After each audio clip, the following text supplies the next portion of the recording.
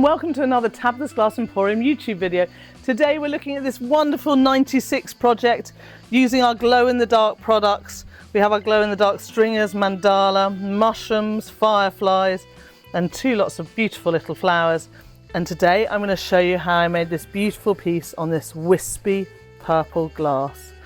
How great does that look? I've got this beautiful piece of wispy purple glass.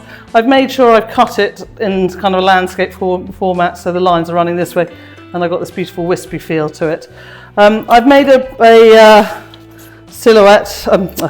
template even here that I'm going to do a kind of landscape. Now I want it to be quite thin, the powders on the first layer, so I'm just going to go along. I'm going to put them so thicker on the edge of the landscape line, but leave them kind of thinner elsewhere.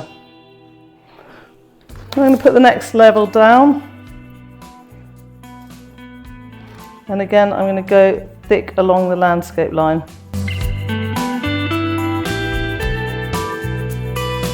And I'm going to put my third layer down.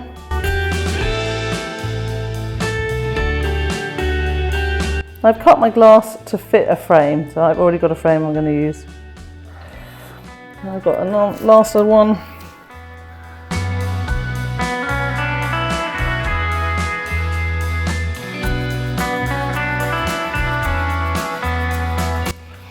Well, then hopefully when I take it off, I should have quite a kind of muted landscape. I can clear up that powder I've just managed to spill all over the place.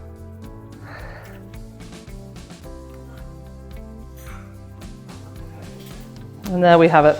I'll use a paintbrush to clear this off, and then I'm going to just put this in the kiln on a tack fuse. So here's my piece. I'm now going to make this sort of kind of otherworldly floral scene. Main focus is going to be some glow-in-the-dark mandalas. We've got these glow-in-the-dark stringers.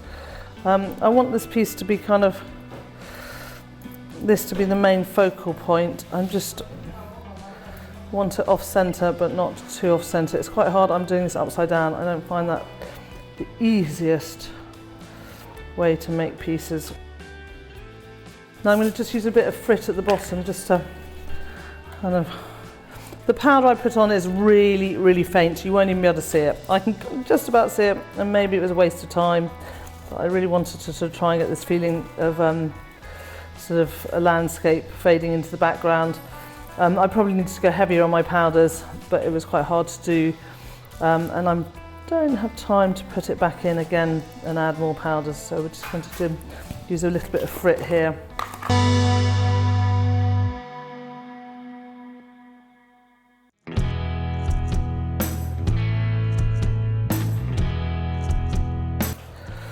Always watch out for the edge.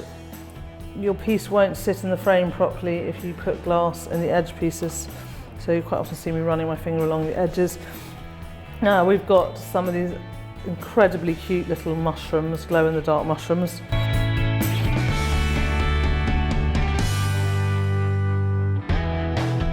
We've got these new, really beautiful kind of pale, sort of almost greeny blue, just such a gorgeous colour. And these also glow in the dark.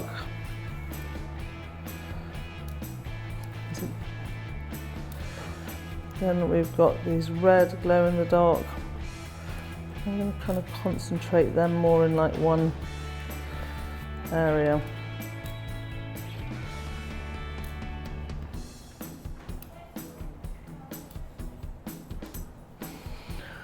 And then we have these are actually meant to be glow-in-the-dark jellyfish, but I think they're quite fun as flowers as well.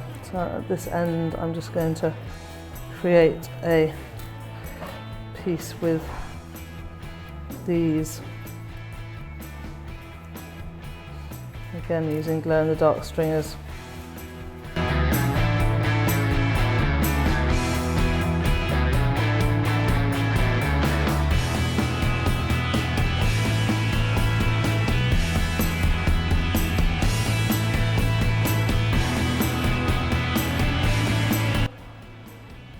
we've got that there, and then we've got some fireflies, which are obviously also glow in the dark. You're getting the theme. We're just going to put those on.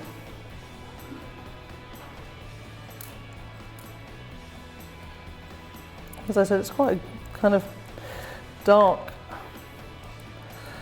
landscape. Put a couple more fireflies.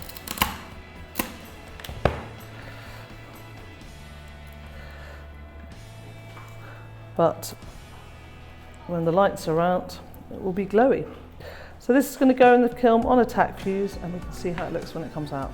Here it is out of the kiln and in its frame, looking gorgeous. We're going to show you a shot after this of how it glows in the dark.